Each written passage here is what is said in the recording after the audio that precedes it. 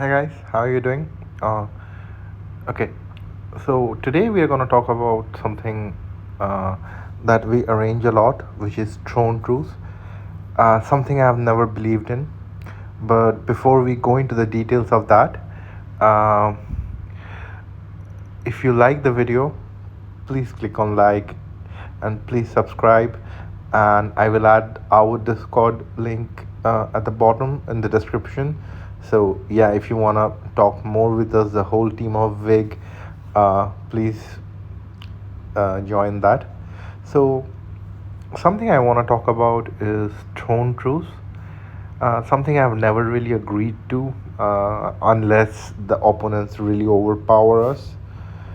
Why no Throne Truce? Because okay, so if you look at the game at the moment, right? If you just want to keep up, you have to spend like what, $2,000, $3,000 a month, and that's a lot of money, right?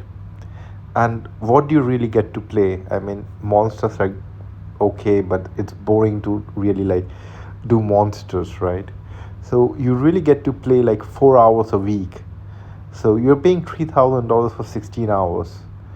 And SVS today, to be very honest, is just so boring. It's a battle of bubble droppers.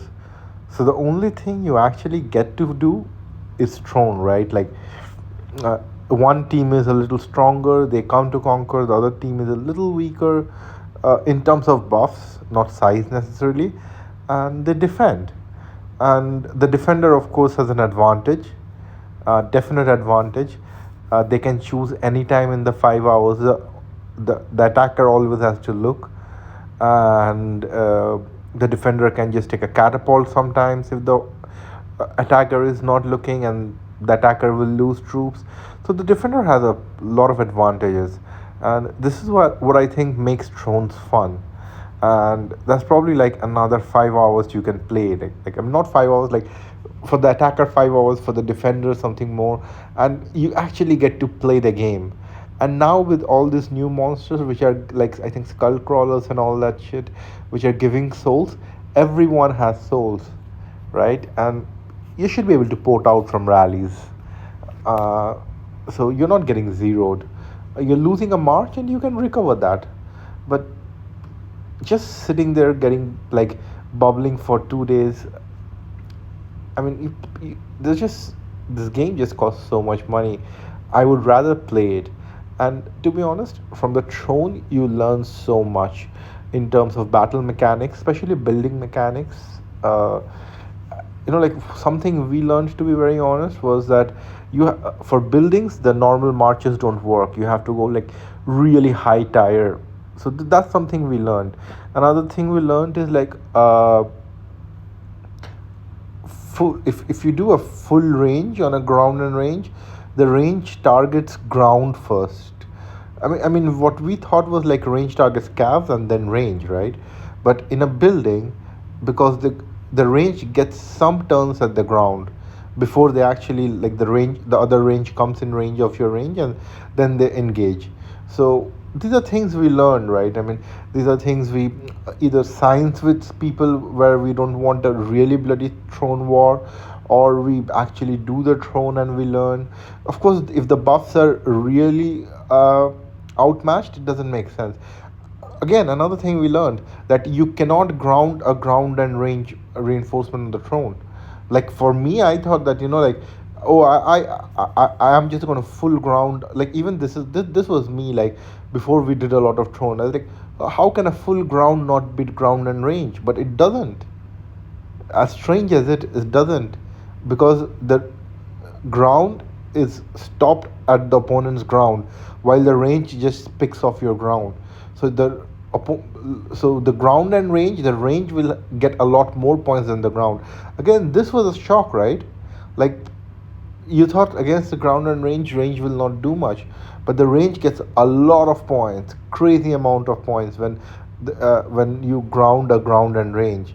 So all these things, right? These are things we learned. And if you have souls, just go have fun. uh, Yeah, and this will probably work for the best when you are actually battling, right? uh, because you're always, I mean, if you just look at skills, right? You don't want to get rallied like 3 or 4 times at the throne. That will be bad. Not even one. Like if you're an attacker, you're probably reinforcing. You have 4 marches out, and then you have to port if they have a double or a triple rally on you. So all this, right? I mean, this is just so important. And again, like if you see you are actually doing a counter, and at the same time looking for who they are rallying, if they're rallying anyone in your team, and you're calling it out and reinforcing at the same time, and the cost is real, which is what it makes it so much fun. I understand that if your team doesn't have enough souls and they don't want to risk it, it's not worth losing power. But at least like one round, I think every team can afford. And I think if you're looking for a team to join, you should join a team that does Throne, because it's so much fun. It's probably the most fun part of the game.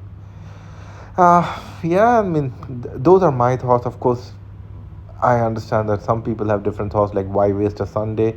Uh, I have a real life, but for me, the amount I spend on the game really means a lot. And if I'm spending that much, I want to enjoy it as much as possible.